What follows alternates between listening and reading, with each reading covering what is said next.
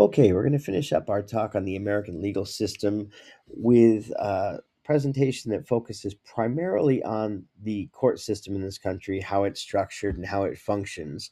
But before we get into that, I want to touch on a couple of items that tend to get a lot of headlines, especially the second one.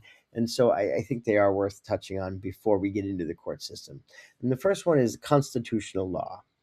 We've talked a lot so far about sort of how our system is based off of what happened in England, and sometimes to go in the opposite direction of that, and sometimes following that lead. And in this case, Great Britain does not have a constitution, and the United States kind of goes the other way. We have them at every level of government. Constitutions are intentionally difficult to amend. Very important. They're structured in a way that they didn't want, um, you know, um, tempers, emotions, one party having power suddenly being able to just quickly amend constitutions. The idea was it should be very hard to do so that it's reserved for only the most serious changes that need to be made. For example, at the federal level, a constitutional amendment to pass one requires two-thirds of both houses of Congress. So the House of Representatives and the Senate propose the amendment. So right off the bat, getting two-thirds of the politicians of both parties to agree on anything today feels like probably impossible. If they make it over that hurdle, it then has to go to the states, and three-fourths of the state legislatures have to approve, or three-fourths of the constitutional conventions. And again, particularly in the very divisive political climate of modern time, really, really unlikely that we're going to get that kind of bipartisan agreement to come together on anything of real substance. And that's why you really don't see a lot of constitutional amendments. There's only been 27 in history, and a bulk of those were done kind of right at the beginning. So it has actually been the last amendment to our Constitution at the federal level was 1992. And it was not exactly the most important issue. It was dictating congressional salaries and rules following congressional salaries. So not exactly heavy hitting stuff. But again, very hard to amend so that we have stability. That's another key reason. The second item that we hear talked about a ton lately is executive orders. Now, executive orders, we primarily hear about them coming from the president and from the White House, but they can be issued by the heads of government at any level. So the president, the governor on the state level, a mayor on the local level. And that power is given to the executive from either the Constitution or from legislation, right? So the key here, the big key, the big debate is that these executive orders are limited in scope. They are not intended, in fact, they can't, by law, create new law. The only intent of an executive order is to carry out existing law, to sort of demand or order that law that is already on the books is enforced. And this is obviously heavily debated today because, a number of people believe that President Trump is overreaching with his executive orders, that he's trying to create law and sort of circumvent Congress, right? And that's where it gets really dangerous. The idea of the three branches, the separation, is that Congress, is the one enacting laws, and so if the president is using executive orders to get around that, people find that concerning. Um, they do carry the same weight as a law, though. So again, important to note that if an executive order is signed, it is in terms of the weight that it carries, the same as if Congress did pass the law. So they have power; they just have a limited scope. And again, for those folks who do think that a president is overreaching, executive orders can be challenged in court. They are frequently challenged in court. Um, and it goes both ways. Sometimes, certainly with President Trump, some of his executive orders have gotten shot down at the courts. And they've ruled that they do overreach, but many of them have also been upheld by the courts as being valid. So again, but it's an opportunity that folks have to challenge in court. They can also be canceled by the next executive to take over. So When he came into office, I believe on his first day, President Trump canceled many, if not all, of the executive orders put forth by President Biden. And of course, the next president will have the same opportunity to do the same thing. So again, pretty hot button topic in our country is executive orders, and so I just wanted to familiarize you a little bit with those. Now let's get on to the United States court system itself. And we'll start by looking at what the primary purpose of our judicial system even is. Okay, so the judicial system is set up to do a lot of things, but we're going to kind of break it down to four main things. First and foremost, interpret and apply the law. And it sounds funny to say interpret it. You'd think the law would be the law, but as we know from previous discussions, lots of times the law has vague language in it, or just language that's open for different people to kind of interpret it different ways. And so the court system is charged with interpreting it and kind of being the final say, the final voice in what the laws mean and how they are applied. Obviously, they have to resolve legal disputes, and those can be both criminal and civil disputes. Protecting constitutional rights, making sure that if people's constitutional rights are violated, they have a means of redress to get justice. And very importantly, to ensure every citizen gets equal justice under the law. So the idea being, regardless of your gender, your race, your religion, your, just any qualification, your socioeconomic status, every person gets equal justice under the law. Does it always happen? No, but it's the job of the judicial system, at least, to attempt to make it happen. So let's look at how the system itself is structured. We operate in a dual court system where we have a state and a federal court system. The authority between the two is divided by the U.S. Constitution, what we call federalism, and basically just saying that we're going to divide the power between the two court systems. Again, this is going to be broadly speaking. There are certainly other things, but federal court systems generally handle, obviously, anything involving all of the federal laws, anything involving challenges to the U.S. Constitution, any matters that involve international treaties between the United States and other countries, any disputes between U.S. states, which states suing other states will be heard. Obviously, would need to be heard at the federal level, and matters involving foreign governments or citizens from foreign countries are heard at the federal level. Now, the federal courts themselves, uniform nationwide structure. We start out with district courts. So the United States federal district courts, those are where trials are actually held. There are 94 of them in the country, and that number does include bankruptcy courts. So bankruptcy is carved out into its own separate sort of part of this system, but included in that number of 94. Because again, bankruptcy is handled at the federal level.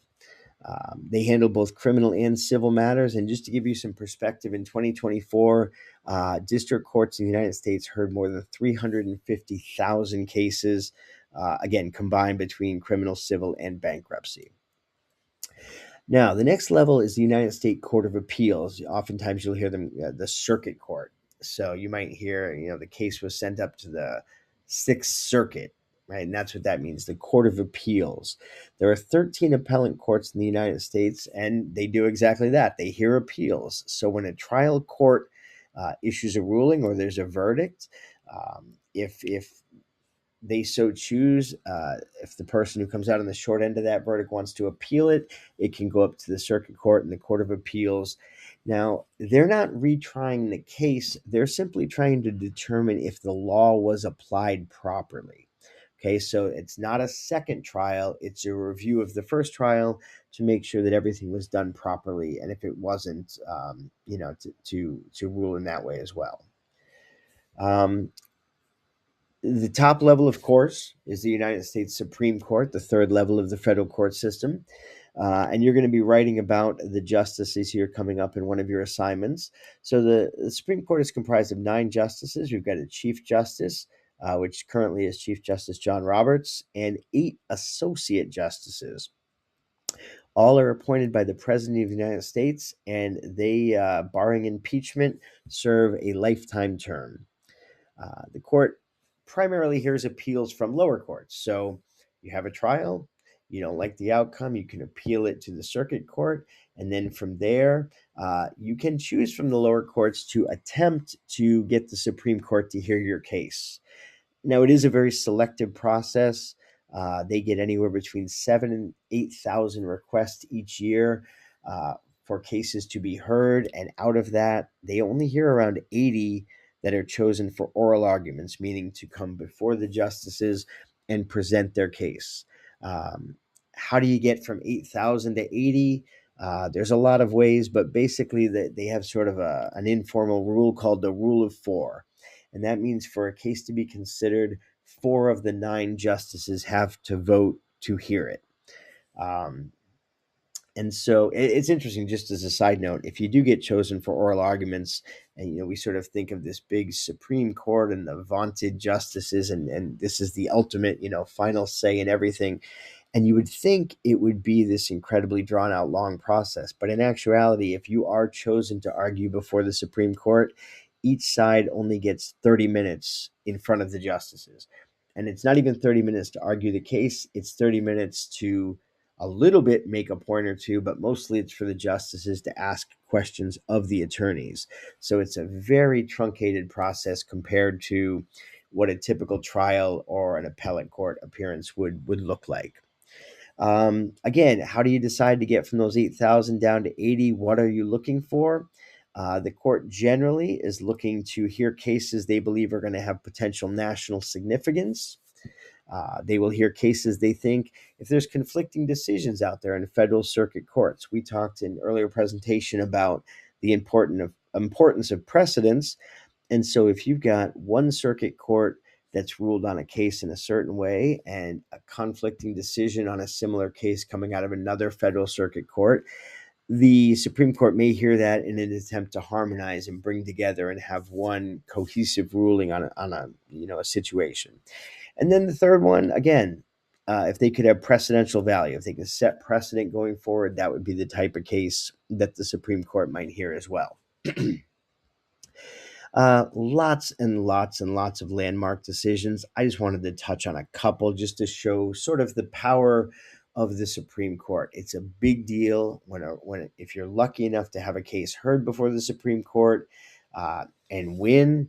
It shapes huge historical parts of our country. So just a couple of them. You may have heard of some of these. Brown v. Board of Education, 1954, was the landmark case that ruled that separate schools, segregating schools by very definition could not be equal, and it ended segregation in schools. Engel v. Vitale, 1962, banning school-initiated prayer in school and ruling that was unconstitutional. Gideon v. Wainwright, 1963. Gideon was a defendant that was arrested and charged with criminal offenses, and he was poor and he couldn't afford an attorney. He requested an attorney and was denied that right by the courts, sued that up to the Supreme Court, and they ruled in his favor and guaranteed that indigent defendants do, in fact, in criminal matters, have a right to receive free representation. Um, Knapp v. Ohio was a case where a woman it was an interesting case, actually.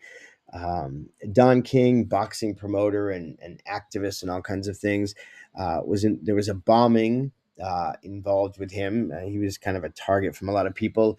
And over the course of investigating that, they searched this woman's home, and they did so without a warrant. And when they kind of broke down her door and they were searching, they found pornography, which might not seem like a big deal today, but in 1961, uh, possession of that, what was ruled obscene material, landed her a 7-year prison sentence.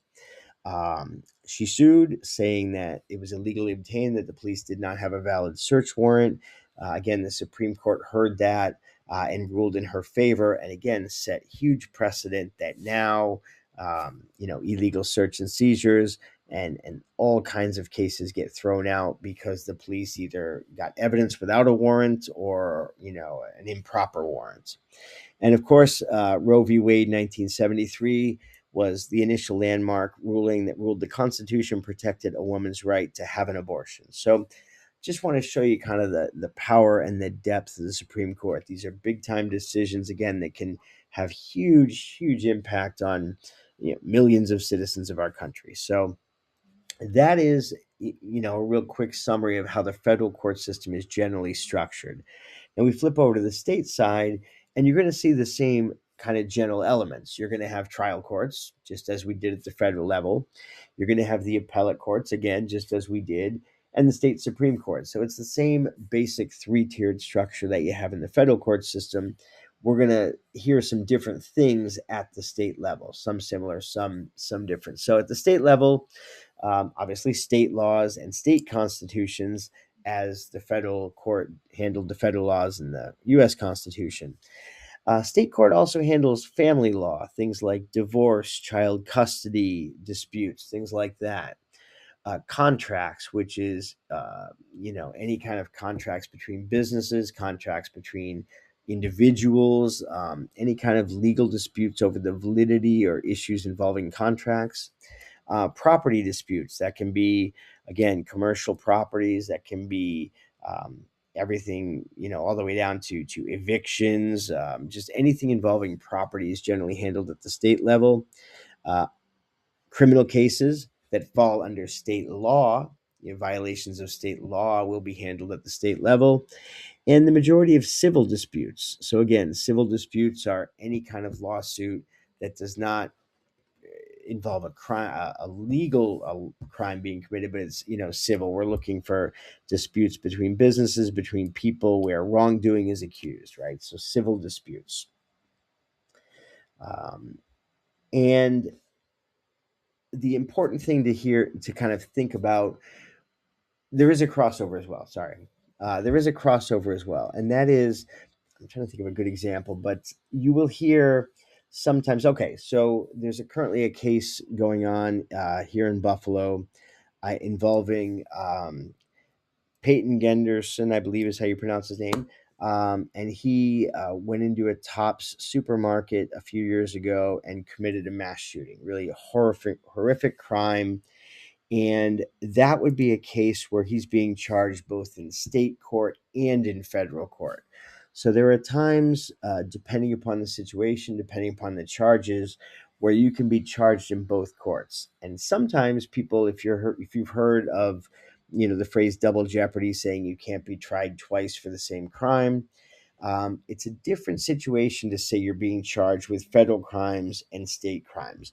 And so sometimes, in a case like that, where it's a particularly heinous crime, and if they don't have a death penalty in the state level, they will try the defendant in state court, but they will also try them in federal court. Frequently, part of that is to be able to have a death penalty opportunity if they feel it warrants it. So just something interesting to note, that we have the dueling court systems, but there is crossover where defendants can be charged both in federal and state court for the same actions.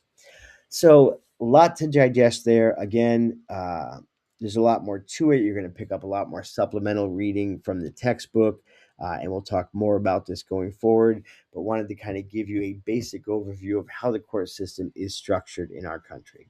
And again, as always, before you move on, I know there's a lot here, so just make sure you understand everything. Go back and maybe rewatch portions of it, do a little of that research, but please do reach out to me if you have questions, especially on this, because you are going to be writing about the Supreme Court and are going to be applying some of this to the papers that you're doing coming up. So again, good luck with this, your first week of assignments, and until the next video, we will talk soon.